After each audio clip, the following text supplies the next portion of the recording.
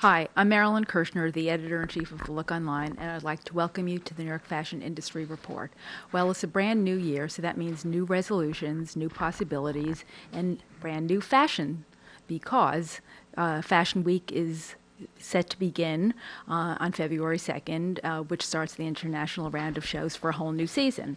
With the Nan Kempner American Chic exhibition having just recently opened at the Metropolitan Museum of Art's Costume Institute, it's natural that the word chic would be on so many of our minds. I mean, the word chic is a very popular word within the fashion world anyway, but admittedly, chic means different things to different people.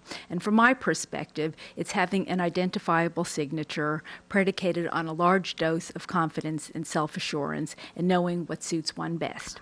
Not that there's anything wrong with playful experimenting, of course. The problem is when the experimentation and fashion victimization is so unedited and random that it obscures the owner's identity and personality.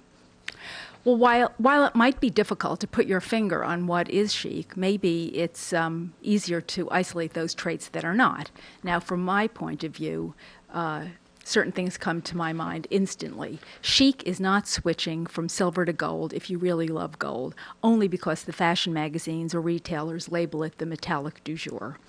Chic is not just having style in one area, but in all areas of your life. This was exemplified by Ralph Rucci, who appeared on one full segment of the Martha Stewart show last month. The multitasker couturier proved that he could cook one mean souffle. It not only looked good, but it had Martha oohing and eyeing. Chic is not getting a chihuahua just because Paris Hilton, Jessica Simpson, and Nicole Richie have one and carry theirs around in a status handbag. And speaking of status handbags, chic is not running out to buy the new Louis Vuitton It bag each season, but instead using your own worn-in, classic, trusty, weathered, slightly beat-up vintage Louis Vuitton that you've had for years or were lucky enough to inherit or stumble across in a thrift shop or vintage store. Chic is not joining the Kabbalah movement only because you read about Madonna and Demi Moore's involvement in the ancient sect.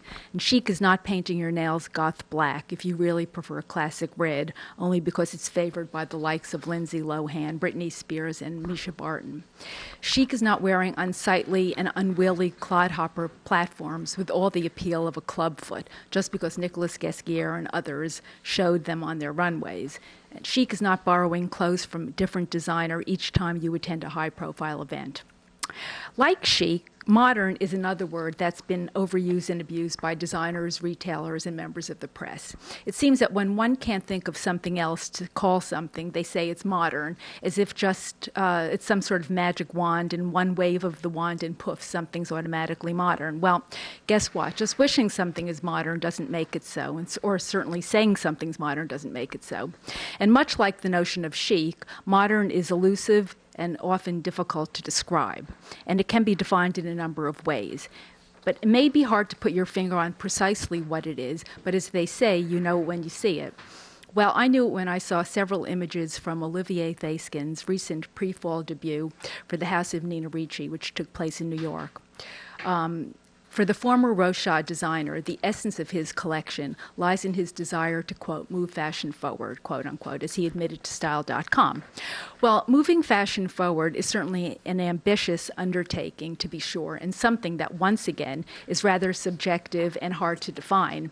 But Theskin's collection exhibits many of the right elements as far as I'm concerned. The clothes are beautifully and thoughtfully designed, but they're not over-designed. They're neither precious nor contrived.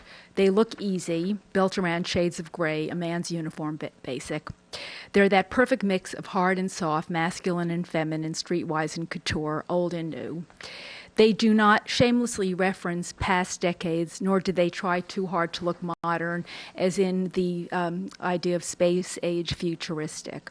I don't really find cliched futurism a la Nicolas Ghesquière for spring 2007 to be especially modern, since it seems to be forced and trying too hard to achieve that result. Perhaps most importantly, the clothes are luxurious without screaming luxury or rich or anything else for that matter. They're a little bit imperfect, just a little roughed up around the edges, not glamorous in the old world sense, but glamorous no less.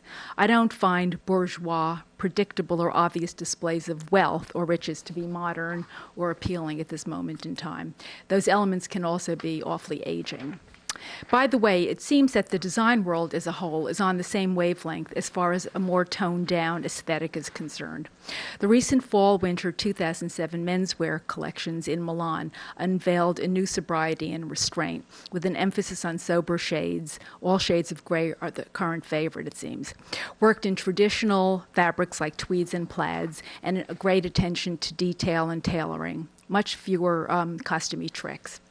And a smattering of women's wear designers who presented their fall lines months ago, including their pre-fall lines rather, including Oscar de la Renta, are also echoing this Dickinsonian aesthetic, complete with a love affair with gray. So don't be surprised if this plays out on the runways of New York and internationally. And on that note, I'll see you next time.